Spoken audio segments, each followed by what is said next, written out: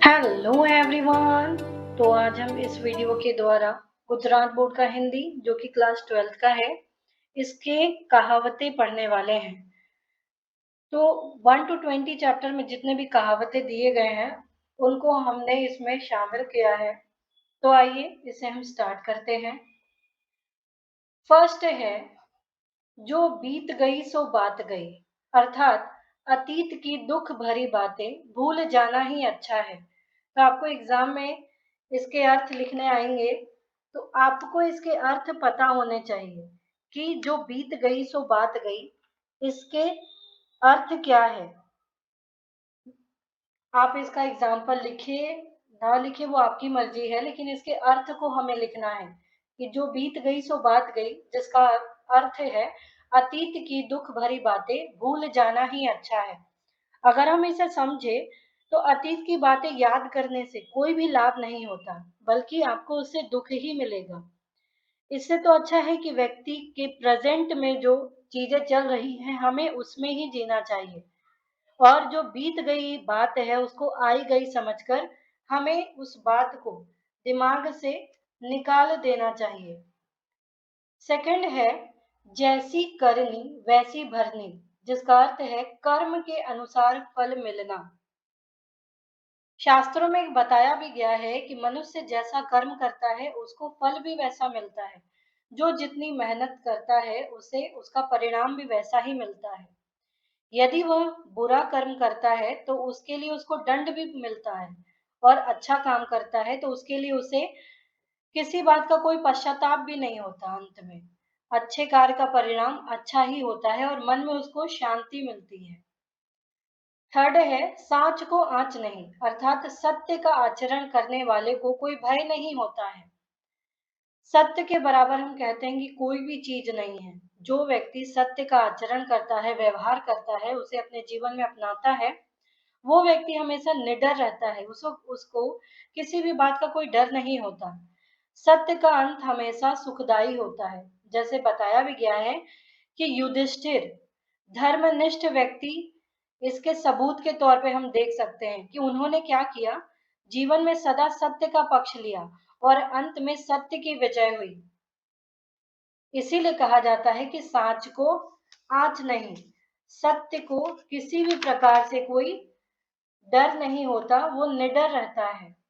Next है, एक म्यान में दो तलवार नहीं समा सकती, जिसका अर्थ है दो समर्थ व्यक्तियों के विचार न मिलने पर वे साथ नहीं रह सकते। जैसे गांधी जी अहिंसा के माध्यम से आजादी प्राप्त करना चाहते थे, जबकि सुभाष बाबू अंग्रेजों से लड़ लेना चाहते थे, इसलिए दोनों एक साथ नहीं रह सके। सच है कि एक म्यान में दो तलवार नहीं समा सकती। समर्थ तो दोनों व्यक्ति थे, लेकिन विचार न मिलने पर वे साथ नहीं रह सकते। तो इसीलिए लिखा है, एक म्यान में दो तलवार नहीं समा सकती, अर्थात दो समर्थ व्यक्तियों के विचार न मिलने पर वो साथ नहीं रह सकते। नेक्स्ट है, अकेला चना भाड़ नहीं फोड़ सकता। कोई भी बड़ा कार्य किसी एक व्यक्ति के प्रयास से नहीं हो सकता। एक और एक हमने सुना है, एक और एक मिलके 11 होते हैं। संगठन में यूनिटी में ही बहुत शक्ति होती है। इससे बड़े बड़े काम को आप बहुत ही इजीली आसानी से कर सकते हैं। यदि इसी काम को कोई अकेला व्यक्ति करे तो बहुत मुश्किल है, लेकिन सब साथ मिलकर करे तो वो काम आसान हो जाता है। और सबका साथ होने पर कार्य बहुत अच्छे तरीके से पूरा भी होता है और बहुत सुंदर भी होता है। इसीलिए कहा गया है कि अकेला चना भाड़ नहीं फोड़ सकता। नेक्स्ट है, देशी कुतिया बिलायती बोली, जिसका अर्थ है करनी और कथनी का अंधा अनुकरण।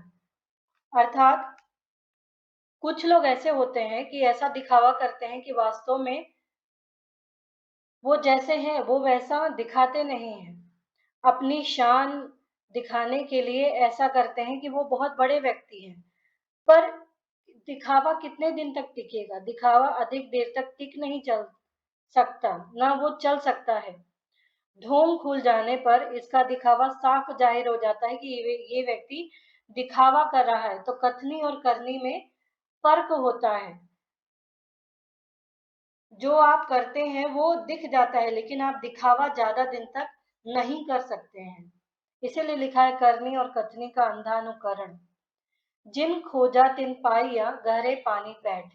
जिसने अधिक मेहनत की उसे जरूर फल मिलता है। बिना परिश्रम के कुछ भी हासिल नहीं होता। अपना भविष्य बनाने के लिए प्रत्येक व्यक्ति को सही रास्ते पर चलना चाहिए, उसकी तलाश करनी चाहिए। अगर आप हाथ पर हाथ धर कर बैठेंगे तो कभी भी आपको सफलता नहीं मिलेगी। जो व्यक्ति कठिन परिश्रम करता है, सफलता उसे जरूर मिलती है। इसीलिए कहा गया है, जिन खोजा तिन पाया गहरे पानी पैठ, अर्थात जिसने अधिक मेहनत की उसे जरूर फल मिलता है। नेक्स्ट है, आसमान से गिरा खजूर में अटका। बड़ी विपत्ति से छूटे तो छोटी में फंस गए। कभी कभी हमारे साथ ऐसा होता है कि आदमी बड़ी बड़ी कठिनाइयों को पार कर लेता है, पर किसी मामूली कारण से बना बनाया काम जो होता है वो पूरा बिगड़ जाता है। जैसे मान लीजिए कि कोई व्यक्ति हवाई हमले से तो बच गया है, पर वहां से भागते भागते उसके साथ ट्रेन से सफर करते हुए उस गाड़ी की दुर्घटना में घायल हो गया। वो हवाई हमले से तो बच गया, लेकिन वो बच के जैसे ही ट्रेन से सफर कर रहा था, तो उसकी दुर्घटना हुई किसी गाड़ी से, तो वो घायल हो गया। तो एक विपत्ति से तो निकला कि वो हवाई हमले से बच गया, लेकिन दुर्घटना में घायल होने के कारण फिर से उसे तकलीफ हुई। तो बड़ी विपत्ति से तो छूटा, लेकिन छोटी में फिर से फंस गया। नेक्स्ट है, कंगाली में आटा गीला। विपत्ति में विपत्ति पड़ना। एक विपत्ति अपने साथ दूसरी विपत्ति लेकर आती है। विपत्ति अर्थात कठिनाइयां, प्रॉब्लम। जैसे मान लीजिए कि कोई व्यक्ति नौकरी करने वाला है, वो अपनी गृहस्थी चला रहा हो और उसकी नौकरी छूट जाए और उसके बाद उसे यह खबर मिले कि उसके पिता का देहांत हो गया है। तो एक विपत्ति तो थी कि उसकी नौकरी छूट गई, और उसी समय में ऐसी खबर आई कि उसके पिताजी नहीं रहे, तो एक विपत्ति से निकला नहीं कि दूसरे विपत्ति में पड़ गया। कहाँ राजा भोज कहाँ गंगू तेली। जिनसे कोई तुलना न हो सकती हो, उसकी तुलना करने पर कहा जाता है। यहाँ पे बताया गया है कि तुलना हमेशा बराबर वाले से होती है। भिखारी की तुलना अगर आप किसी संपन्न व्यक्ति से करोगे तो उसकी तुलना नहीं हो सकती। जब कोई छोटा आदमी अपनी बड़ाई करते करते अपने आप को किसी महान व्यक्ति की तरह पेश करने लगता है, तब कहा जाता है कि कहाँ राजा भोज कहाँ गंगू तेली। तो हमेशा तुलना जो है वो बराबर व्यक्तियों के साथ होनी चाहिए। कि एक व्यक्ति है जो कुछ करता नहीं है और अपने बारे में किसी महापुरुष से तुलना कर रहा हो, तो इसीलिए ये कहावत कहा गया है। उम्मीद है आपको ये सारे कहावत समझ में आए होंगे, इसके अर्थ समझ में आए होंगे। तो प्लीज आप इस वीडियो को लाइक करना, शेयर करना, सब्सक्राइब करना, कमेंट करना ना भूले। Thank you.